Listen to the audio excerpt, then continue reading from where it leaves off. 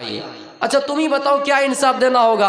हम तो इंसान इंसान को मारता उसका इंसाफ करते हैं, लेकिन कुत्ते का इंसाफ कैसे करें। अच्छा कुत्ता तुम ही बताओ कि तुम्हारे साथ कैसा सुलूक किया जाए, तुम क्या इंसाफ चाहते हो। कुत्ते ने क्या कहा, राम जी मुझे इंसाफ ये चाहिए, जिसने मुझे लाठी मारा है भिखारी ने, उसको देश का प्रधानमंत्री बना दिया जाए, उसको पुलिस बना दिया जाए, उसको हुकूमत बना दिया जाए, उसको हुक्मरान बना दिया जाए, उसको एमएलए एमपी जो भी पॉलिटिकल नेगरी नेता लोग होते हैं किसी भी दर्जे का हो बना दिया जाए। सब लोग हंसने लगे, क्या बात है यार, लाठी डंडा खाए। उसके बाद ऊपर से इंसाफ मांगने आया, और इंसाफ में क्या मांग रहा है, जिसने उसको लाठी मारा फिर उसी को कह रहा कि एमपी बना दिए जाए, उसी को कह रहा कि पुलिस बना दिए जाए। सब प्रजा परेशान हो गए और चिंतित में पड़ गए कि क्या विषय है आखिर, कि इंसाफ मांगने के लिए आए लेकिन ऊपर से इसको एमएलए बना रहे हैं, ऊपर से एमपी बना रहे हैं, नेता बना रहे हैं। तो सब जब आश्चर्य में पड़ गए तो कुत्ते से यह पूछा गया, अच्छा एक बात बताओ, तुम इंसाफ के लिए आए तो तुमने फिर इसको एमएलए एमपी क्यों बनाए। कहा मैंने इसको इसलिए ऐसा बनाया क्योंकि ये जब एमपी बना एमएलए बना तो इनके पास जब सरकारी फंड 1 लाख रुपया आ रहा था, तब इसने 80,000 रुपये अपने पास रख लिए और सिर्फ 20,000 गरीबों में बांटे। वो फिर अपने ही लोगों में बांटे, गरीबों पर जुल्म किए और बेकसूर लोगों को अपने लाठी से मारे। इसलिए मैं भी पुराने ज़माने में जब मैं ऐसा हाकिम था, ऐसी पुलिस थी, ऐसे प्रशासन थे, जब मैं बेकसूर लोगों को मारता था, जब मैं बेगुनाह और बेकसूर लोगों के नाहक पैसा खा रहे थे, तब मुझे ईश्वर ने कुत्ते का जन्म दिया। और मैंने आज इसके लिए ऐसा इसलिए मांगा क्योंकि ये भी जब लोगों का पैसा बेईमानी करके खाएगा, जब ये किसी के ऊपर लाठी चार्ज करेगा, बेकसूर लोगों को मारेंगे, तब इनका भी जन्म कुत्ते का होगा। मेरे भाइयों तो याद रखना, जो ऐसे हरकत करते हैं और दूसरों के ऊपर लाठी चार्ज करते हैं, उनका भी हश्र सर ऐसे होगा। हदीस क्या करें, सिनफान मिन अहलिन नार लम अरहुमा कौमुम माहुम सियात, जहन्नम के 2 गिरोह ऐसे होंगे। पहला गिरोह है जो अपने लाठी से दूसरों के ऊपर बेगुनाह और बेकसूर लोगों को वो मारेंगे, अपने कोड़े से बेकसूर लोगों को मारेंगे। और दूसरी गिरोह वो होंगे निसा उनका सियातुन आरियातुन मुमिलातुन माइला, ऐसी औरतों के गिरोह होंगे जो कपड़े पहनने के बावजूद नंगी होंगी, इतना टाइट कपड़ा पहनेंगी कि कपड़ा तो जिस्म पर रहेंगी लेकिन बावजूद नंगे दिखाई देंगे। मेरे प्यारे साथियों आगे के जुमले सुनिए, ला यदखुलुल जन्ना वला यजिदना रीहा, ऐसी औरतें जन्नत के अंदर नहीं दाखिल होंगी। हाँ जन्नत के अंदर दाखिल होना बहुत बड़ी बात है, लेकिन जन्नत की खुशबू भी नहीं पाएंगे। हालांकि जन्नत की खुशबू दूर दराज तक बहकेगी, दूर दराज तक उनकी खुशबू जाएंगी, लेकिन ऐसी औरतों के बारे में कहा गया कि ऐसी औरतें जन्नत की खुशबू भी नहीं पाएंगे। आए मेरे प्यारे साथियों, या अय्युहन्नासु तक़ू रब्बकुम, अपने रब से डरो, इसलिए कि इन्ना ज़ल्ज़लतस साअति शैउन अजीम, कयामत का ज़ल्ज़ला, कयामत का ज़ल्ज़ला बहुत बड़ा ख़तरनाक है। बिल्कुल ये तुम्हें कयामत की होलना की बहुत बड़ा ख़तरनाक है। अल्लाह के नबी हदीस के अंदर फरमा रहे हैं, हाँ सुनो, जब यौम युफ़ख़ु फ़िस्सूरि फ़ताअतूना अफ़वाजा, इसराफील सूर में फूंक मारेंगे, अल्लाह का ये हुक्म होगा, सूर फूकेंगे और लोग दौड़ते हुए जाएंगे, अपने जिस्म से कपड़े उतर जाएंगे, नंगे हालत में दौड़ेंगे। हज़रत आयशा रज़ियल्लाहु ताला अन्हा का बयान है, अल्लाह के नबी को फरमा, अल्लाह के नबी से कह रही है, आए अल्लाह के नबी, जब लोग नंगे मैदान में जाएंगे तो क्या एक दूसरे को देख कर नहीं शर्माएंगे। अल्लाह के नबी फरमाते, नहीं आयशा, ऐसी बात बिल्कुल नहीं है, ऐसा कंडीशन बिल्कुल ही नहीं है, एक दूसरे को नहीं पहचान सकेंगे, वो अपने ही खबर से परेशान रहेंगे, अपने शोर से परेशान रहेंगे, एक दूसरे की तरफ झांक कर नहीं देखेंगे। मेरे भाइयों, सूरह हज की पहली और दूसरी आयत हमें क्या बतला रही है? यौम तरौनहा तज़ालु कुल्लु मुर्जियातिन अम्मा अर्ज़ात, जब उस दिन तुम देखोगे कि हर दूध पिलाने वाली औरतें, हर दूध पिलाने वाली लड़कियां, हर दूध पिलाने वाली माएँ अपने दूध पीते बच्चे को भूल जाएंगे, और तुम देखोगे वह तज़ाउ कुल्लु ज़ाति हम्लिन हमलहा, और जिसके पेट में हमल रहेगा, जिसके पेट में बच्चा रहेगा, इस हाल में दौड़ेंगे कि अपना पेट का बच्चा निकल जाएगा, लेकिन किसी को एहसास तक नहीं होगा। और तुम देखोगे वाओ तुम सुकारा, और तुम देखोगे लोग वतारा नास भी सुकारा, लोग मदहोश पड़े हुए हैं, बेहोश पड़े हुए हैं। हालांकि ये बेहोश नहीं पड़े हैं, ये क़यामत का ज़लज़ला बहुत बड़ा ख़तरनाक है। आए इंसानों सुनो, फिर आगे का सफ़र ऐसा होगा, लोग दौड़ पड़ेंगे और पसीने में डूब जाएंगे। कोई टखनों के बल किसी का पसीना होगा, कोई घुटनों के बल किसी का पसीना होगा, किसी की पसीनी उनके थोड़ी तक होंगे। ऐसा क़यामत का होलना की बयान किए गए हैं। ऐ लोगों, अल्लाह के अज़ाब से डरो, क़यामत के होलनाकी से डरो, और अपने अपने अमाल की इस्लाह ज़रूर कर लिया करो। हाँ सुनो, मैं आपको बता रहा था, सिनफान मिन आलिन नार, क़यामत के जहन्नम में दो गिरोह ऐसे होंगे, लम अराहुम क़ौमुम माहुम सियाल, जिनको अल्लाह के नबी ने अपने ज़माने में नहीं देखा, उनको अल्लाह के नबी ने अपने ज़माने में नहीं देखा।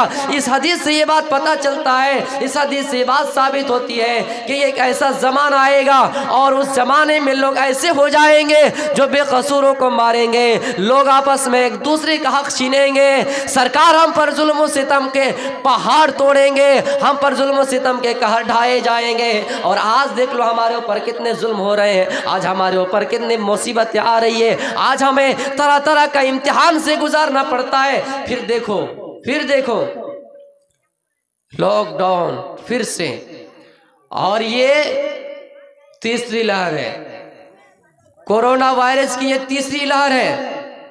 हम जानते हैं कि ये हकीकत है या फ्रॉड, लेकिन हम इस चीज को क्लियर नहीं कहेंगे। लेकिन मुसलमानों, अपना ईमान मजबूत रखो। किसी की गाइडलाइन पर अमल करने से पहले अगर हम जनाब मोहम्मद रसूलुल्लाह की गाइडलाइन पर अमल कर लेंगे तो सबसे बेहतर होगा। क्यों?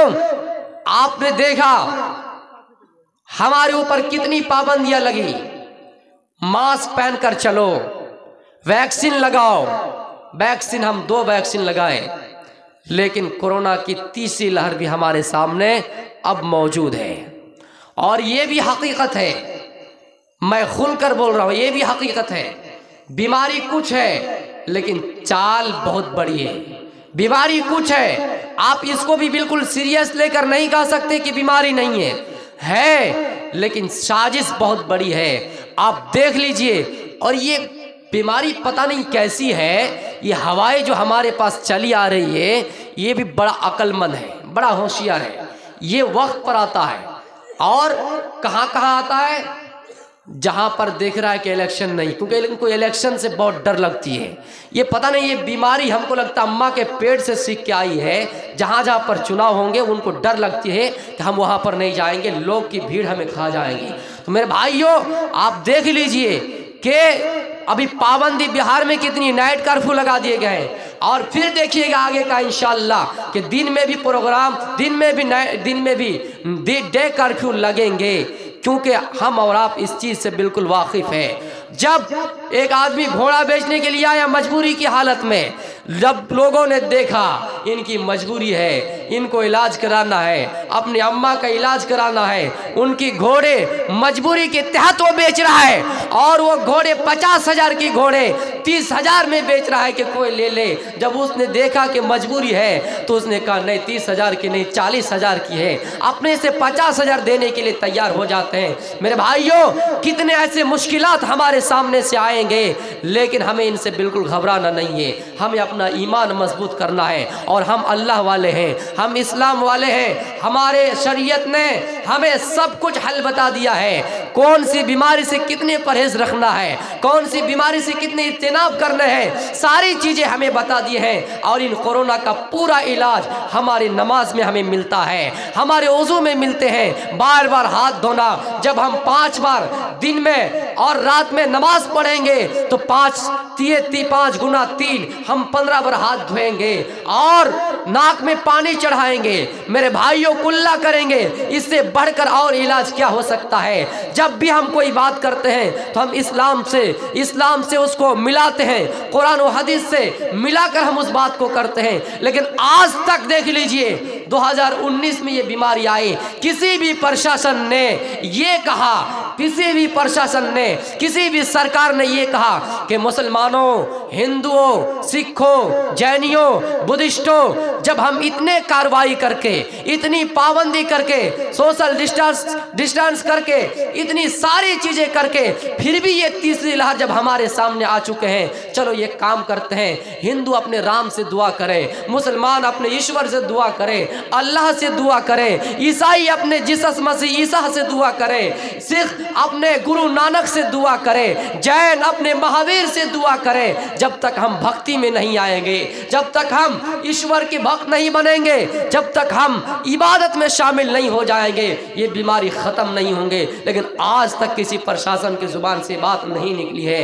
हम जानते हैं कि हम सबसे ज्यादा अगर किसी से भरोसा रखते तो अल्लाह की जात पर, वो जानता है कि हम सबसे ज्यादा किसी पर भरोसा रखते तो राम पर, लेकिन वो ये काम नहीं करेंगे, वो ऐलान नहीं करेंगे। और हमारा ऐलान 2 है, अपने आप की भी हिफाजत करना, अल्लाह पर भी भरोसा रखना, तवक्कुल अलल्लाह, अल्लाह की ज़ात पर भरोसा रखना। वमन यतवक्कल अलल्लाहि फहुव हस्बुहु, जिसने अल्लाह की ज़ात पर भरोसा किया अल्लाह उसके लिए काफ़ी है। लेकिन अल्लाह क्या कहता है अपनी हिफाजत के लिए? हमारे सामने शेर आ रहा है, हमारे सामने बाघ है, लेकिन अपनी हिफाजत की जिम्मेदारी कैसी है कि हम उस शेर से दूर भागे। ऐसा नहीं कि हम उस शेर से उसके मुंह तक बिल्कुल करीब चले जाएं और अल्लाह पर भरोसा कर ले कि अल्लाह हमारी जान की रक्षा कर लेगा। नहीं, पहले अपने आप की हिफाजत कैसे करेंगे? उस शेर से दूर भागेंगे। यानी ये दुनियावी हिफाजत भी हो गए और अल्लाह की ज़ात पर भरोसा भी हो गए हैं। मेरे भाइयों,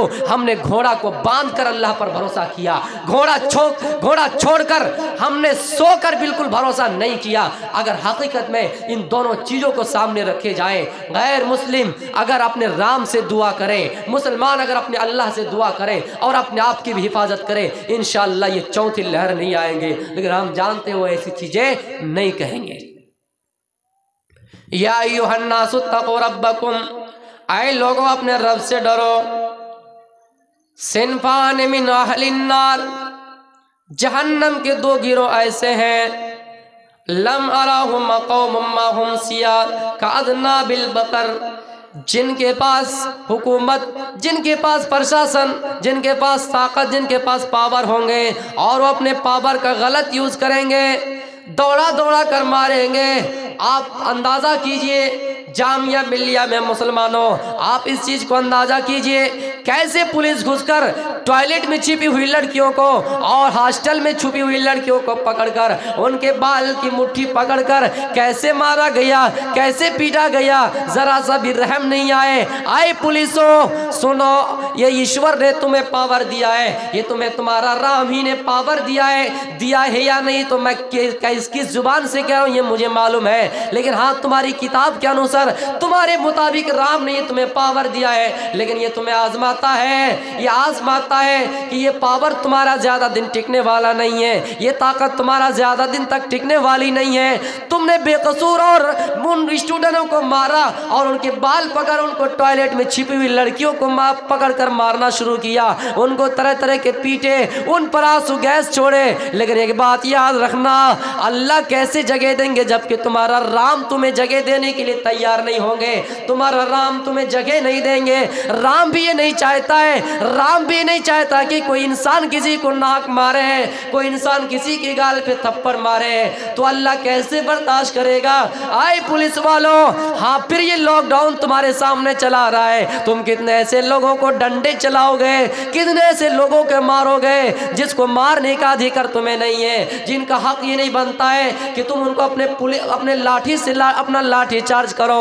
मेरे प्यारे साथियों, ये तुम्हें हम ही ने पावर दिए हैं, हमने तुम्हें पुलिस की वर्दी पहनाए हैं। आज तुम्हारी वर्दी देखकर हम तुम्हारी इज्जत करते हैं, हम तुम्हारा मान और सम्मान करते हैं। तुम्हारा काम है कि तुम सबको आपस में एक जैसा लेकर चलो। लेकिन हाँ, अगर तुम किसी लोगों को, बेकसूर लोगों को मारते हो तो एक बात याद रखना, तुम्हें नरक में जगह मिलेगी, स्वर्ग में कभी जगह नहीं मिलेगी। हाँ सुनो, अगर तुमने किसी के ऊपर लाठी चार्ज किए और बेकसूर लोगों को मारे तो तुम ये सोचो कि तुम्हारा दूसरा जन्म क्या होगा। कहीं ऐसा ना हो कि तुम्हें भैंस बना दिए जाए, कहीं ऐसा ना हो कि तुम्हें बिल्ली बना दिए जाए, कहीं ऐसा ना हो कि तुम्हें कुत्ता बना दिया जाए। इसलिए इन चीज़ों से डरो। और मैं ये कहना चाहता हूँ, आए मुसलमानों, पाबंदी हम पर लाजिम है, लेकिन साथ ही साथ अल्लाह पर भरोसा रखिए। तवक्कुल अल्लाह व मन यतवक्कल फहुवा फहुवा हस्बुहु। जिसने अल्लाह की ज़ात पर भरोसा रखा, अल्लाह उसके लिए काफ़ी है। कोई गाइडलाइन, इस दुनिया की गाइडलाइन कोई अहमियत नहीं रखते हैं। हाँ, अल्लाह ताला ने, अल्लाह के नबी ने हदीस में सारे इलाज तुम्हारे लिए बतला दिए हैं, किसके लिए कितनी दूरी है, किसके लिए कैसा कितना क्या करना है, ये सारी चीज़ें इस्लाम ने तुम्हें हल कर दिया है। इसलिए हमें बिल्कुल ही घबराने की ज़रूरत नहीं है और अपना ईमान मजबूत करना है और इन बातिल गाइडलाइनों पर हमें अमल इस देश के मुताबिक करना है, लेकिन दिल से नहीं करना है, क्योंकि वो चीज़ तो हम अपने से खुद कर रहे हैं, हमें इस चीज़ का अंदाजा है।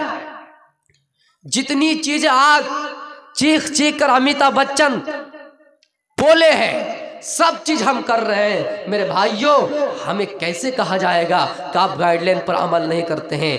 हम और आप अपना ईमान मजबूत करें और इंशाअल्लाह अगर कोई हम पर छेड़खानी करता है, अगर कोई हम पर बेकसूर लोगों के ऊपर डंडा चलाता है, आपको ये अधिकार है आवाज उठाने की। मेरे भाइयों, और जिन लोगों ने जामिया मिलिया के स्टूडेंट को मारे, और देखिए आज उनका हाल कैसा हुआ।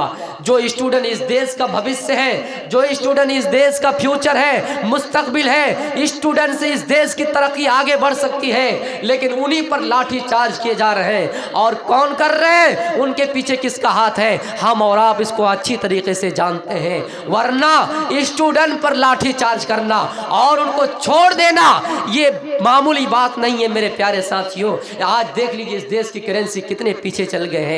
ये अल्लाह की तरफ से मार है, ये अजाब नहीं है तो और क्या है। आज देख लीजिए जहां से इस बीमारी का वजूद हुआ, कितने ठंडे हैं और हमारे देश में कितने कोहराम मचा दिए गए हैं। हमारा देश